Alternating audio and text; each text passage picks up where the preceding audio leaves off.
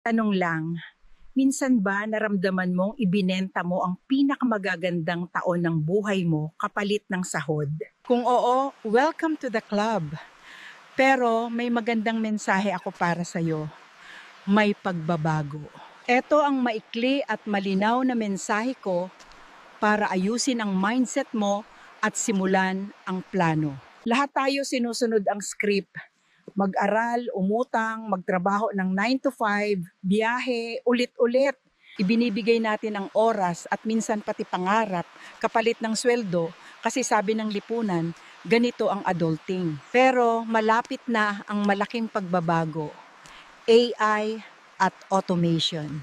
Hindi na science fiction, totoong teknolohiya na mabilis nang nagbabago ng galaw ng mga kumpanya. Ano ang unang tatamaan? Mga trabahong paulit-ulit at predictable gaya ng warehouse, delivery, basic bookkeeping. Ilang manufacturing jobs, pati ilang bahagi ng creative work. Basta kayang ilagay sa rules o patterns, pasok na sa listahan. Hindi ito moral issue, efficiency lang. Robots hindi napapagod, hindi humiingi ng dagdag, hindi nagli-leave.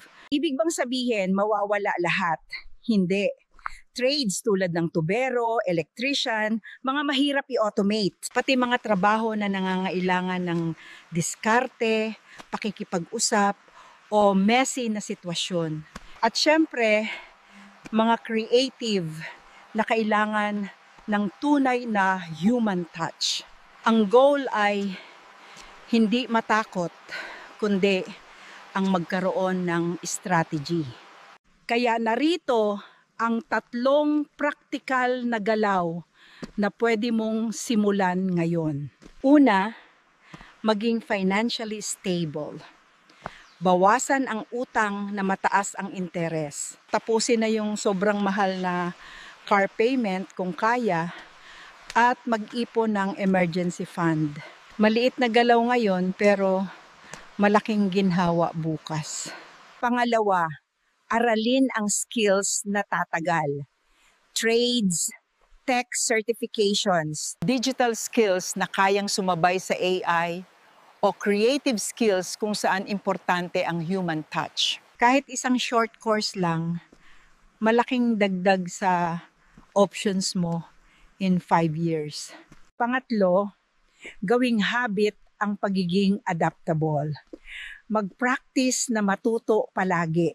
Maliit na goals kada buwan, side project, o weekend course. Gamitin ang AI bitang tool. Matutong mag-manage ng automation. Mas mataas ang tsansa ng taong kayang magbago ng direksyon.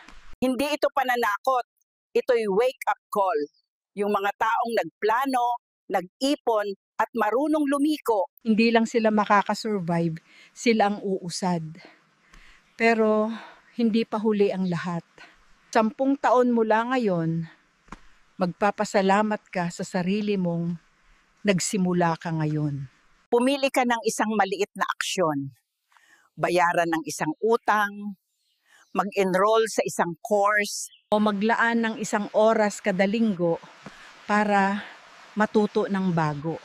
Hindi natin mapipigilan ang technology at sa totoo lang, hindi dapat.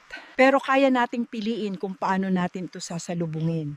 Maghanda, mag-adapt, at gawing sayo ang future.